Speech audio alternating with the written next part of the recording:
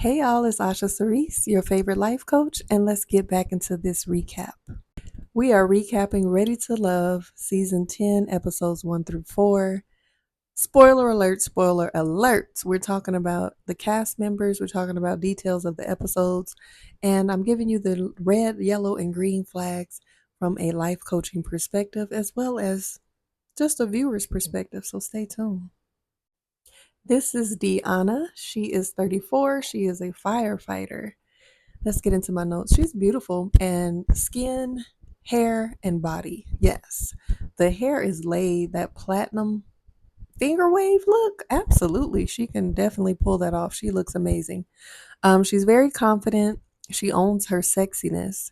She recognizes that she often has to tap into her masculine energy while working as a firefighter.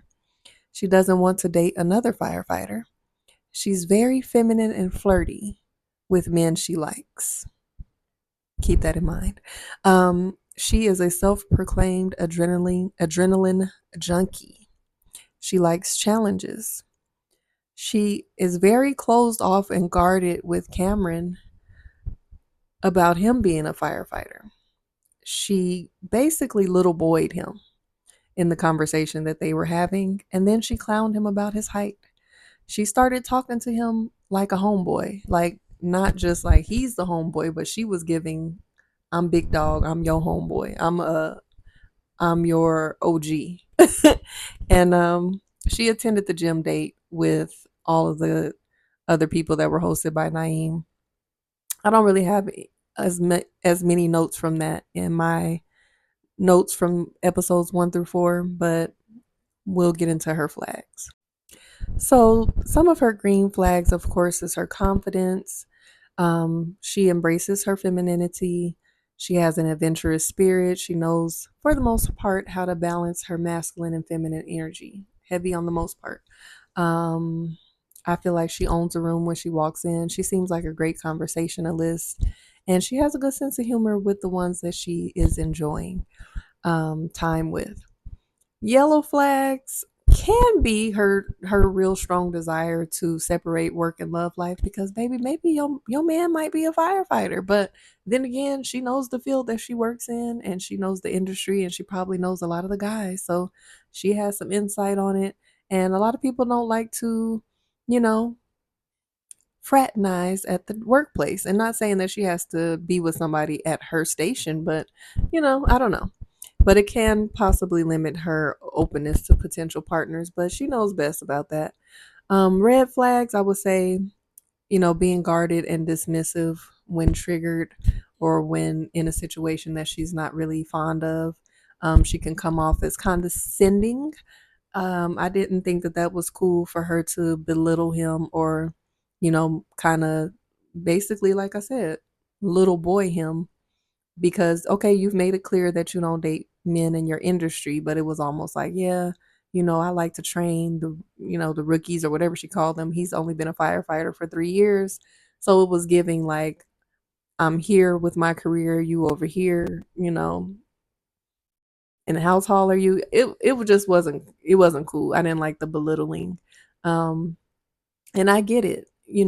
I've tended to do this myself in some situations because when we like a man, it brings out a certain softer side of us. We're extra feminine and flirty, and we use our soft voice, our sweet voice, sometimes even baby voice, in the presence of a man that we feel safe with and we feel attraction to. And then certain times when you talking to men who you have absolutely no interest in, you do kind of want to set that space and that boundary, and you kind of like don't want to give them any type of inkling that there's any interest there. So you can kind of shut off and, shut off that side of you. But my coaching insight for her would be to lean more into her femininity all the time, not even just when it's someone that you're attracted to, just in everyday life, because you're already mentioning how you have to tap in so much into your masculine energy in your career. So just leave it at work, and just being able to lean into your femininity and feel safe enough to be in that energy outside of work. And also to just work on the defense mechanism or the way that you repel a man that you're not interested in, without having to belittle him. But other than that, I think, she's doing pretty well in this dating experience. Oh yeah, fellas, would you date Deanna? And speaking of the man of the hour, I didn't even know he was up next on my list. But here is Cameron. He's 33 and he is the firefighter I was just talking about. He wants children even though he never did in the past. He has baby fever right now. He does have some tension with his family that he expressed. He grew up in a very religious household and he decided to take a different path. He says that he is not religious nor is he spiritual, but he is open minded. He values helping others. He says that marriage is not necessarily his goal. He wants a feminine woman. He says his job can be stressful. His longest relationship was 2 years. He did attend the pottery date, and then he also hosted a get together or kickback at his house.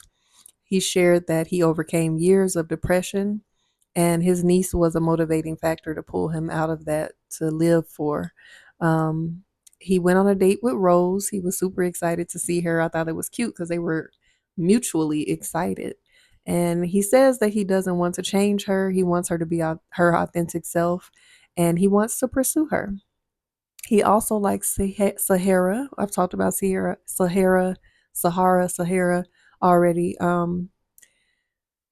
And he feels like he can handle her. He calls her his little firecracker. He feels like she just wants to be loved. So a lot of the men are complaining about not seeing that softer side of her. And he's like, I don't have no problem with it. Like, I'm able to break down those walls and she's soft with me because I can see that she just wants to be loved underneath all of that extraness. So let's get into Cam's flags. All right, so for Cam's green flags, I would say definitely the fact that he overcame depression, like just being able to experience those low times of his life and be able to pull himself out of it, to be able to be inspired by his love for his niece, and to show her that she can overcome those type of things as well. And of course, the fact that he values helping people. Being a firefighter is a um, can be a sacrificial job. You're seeing all kind of terrible things all the time, putting your own life at risk. So, of course, those are some of his green flags. The fact that he does want children, that can be a green flag for some. And he's open minded. He's open minded. So, yellow flag, I would say a yellow flag is the fact that he is kind of estranged from his family, it seems like. He said there's some tension there.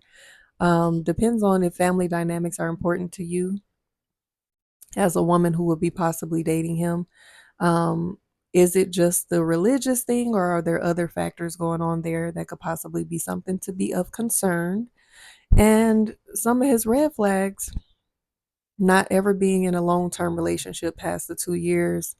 Um, I would say yellow flag for the fact that he doesn't necessarily want marriage, because a lot of the women there do want to be married. So that can be a yellow flag, something to be concerned about, because if you want to be married and this man doesn't, you might need to just keep it moving, because you're not there to convince him to do something he doesn't want to do. But maybe he says he's open-minded, so maybe that's something that he is willing to consider.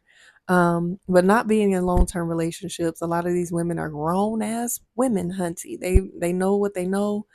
He seems to be very confident in how he can be a man to a woman. So maybe his lack of relationship experience or long-term relationship experience may not hinder his experiences with dating going forward, but you never know. Um, I would say, even the fact that wanting kids but not wanting marriage, that could be a yellow or a red flag depending on how you feel about it.